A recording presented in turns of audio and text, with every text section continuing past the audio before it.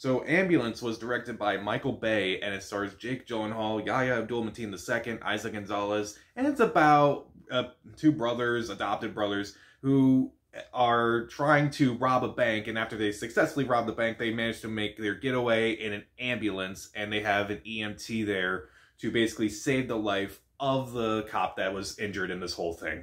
So this was a movie that I was not looking forward to for a multitude of reasons. Mainly, the main reason was Michael Bay. I do not like Michael Bay.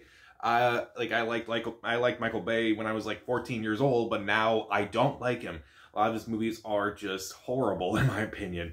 I mean, don't get me wrong, he has some that are at least entertaining or at least guilty pleasure, and the trailers, for the most part, did not look good. It was just annoying after a while, like seeing those trailers, just that quick editing, and I just questioned like why actors like Jake Gyllenhaal and Yahya Abdul-Mateen II were in this movie. And so against my better judgment, I saw this movie, and to my surprise, the movie is not terrible. Okay, it's not good. It's not a really good movie by any means. But as a matinee, it could actually be kind of fun. I'm not losing my mind. I swear to God, I'm not losing my mind. I'm not going to give it the most glowing review. I have a lot of problems with this movie, but... Okay, so let's start with the performances.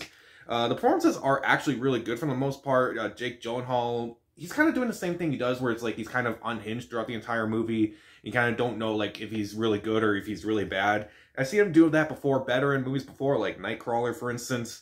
Here, he's fine. His whole story's a little flimsy, and that's one of my main problems.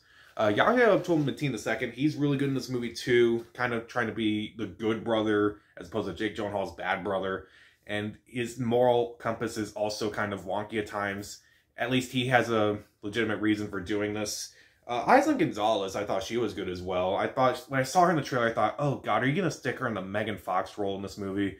And to my surprise, she's more than just eye candy in this movie. She's actually really good. She's actually a really sympathetic character. Well, sympathetic after a while. She actually has some character development in this movie. Character development in a Michael Bay movie, what is that? I don't know. Also, the movie is completely unpredictable. I could not predict where this movie was going. So I like it when I go into a movie and I just can't predict anything. I prefer that. It can be funny, like intentionally funny, and even sometimes unintentionally funny.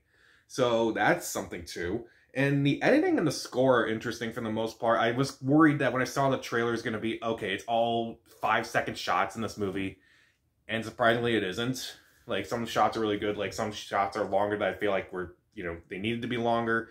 And, like, the heist scene is actually pretty well done. And some of the chase scenes are actually pretty well handled as well. The score is interesting as well. And this is kind of more of a mixed thing. The ambiguous nature of some of the characters. Like, it's kind of clear that they're all kind of, like, not great people overall. Like, Jake Gyllenhaal, I don't like the way his whole arc is written. Yahya Abdul-Mateen II, again, he at least has the reason for the things that he does. And also, that was something I really like. Things just happen really quickly in this movie, even though this movie's over 2 hours, which I'm going to talk about. It happened really quickly. Like, I'm going to go to my brother, see if I can get a job. Oh, I'm doing a job right now. Come with me. I never expected that in a movie like this. Okay, so that's interesting. So, what are the problems with this movie? There are a lot of problems with this movie. It's too long in that Michael Bay way, where it's like, each movie he does is at least half an hour too long. This movie is 2 hours, 16 minutes, and they could have cut out half an hour at least, and it would have been solid. But since it's Michael Bay, he's got to add on an extra half hour for no reason.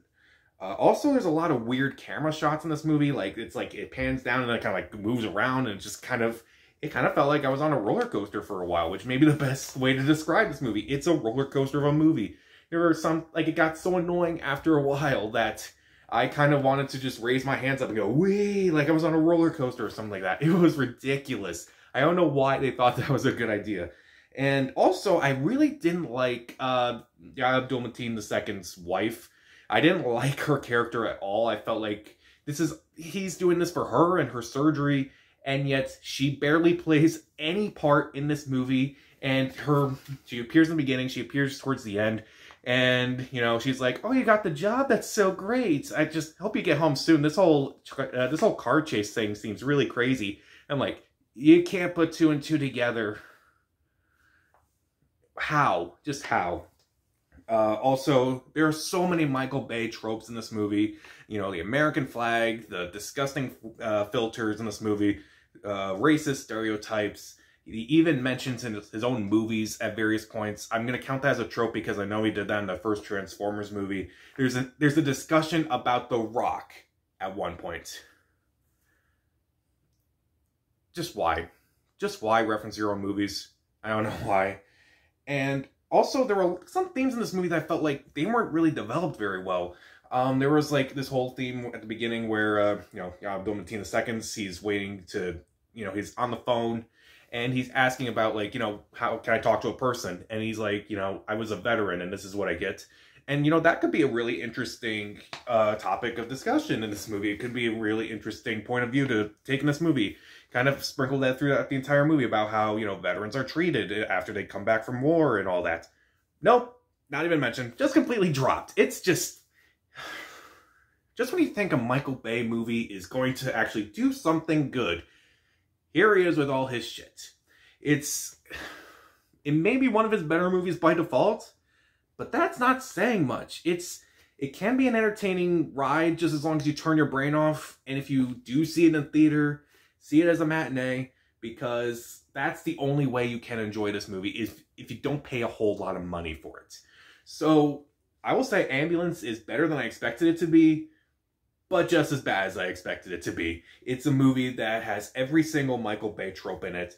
It's a movie that's way too long. It has weird camera shots. The ambiguous nature of the characters is flimsy. Some characters I thought were terrible. I will admit some of the police were actually kind of interesting in this movie. They actually had good dynamic in this movie. A lot of good chemistry in this movie, surprisingly. And I felt like there were some themes that just did not work. But some performances are really good. It can be unpredictable. It can be funny. And it's a better movie than I expected. But it's exactly what I expected at the same time. What else can you expect from Michael Bay except anything but total chaos? So, I will give Ambulance, I don't know, I'm going to give it, if you see it as a matinee, it's like 2.5 out of 4 stars, stream it. So, did you see Ambulance? And do you like any of Michael Bay's movies? I don't know, because this may be one of his better movies by default, and again, that's not really saying much. So, what do you think? Comment down below. Subscribe to the channel. This is Pat. And I swear I'm not crazy.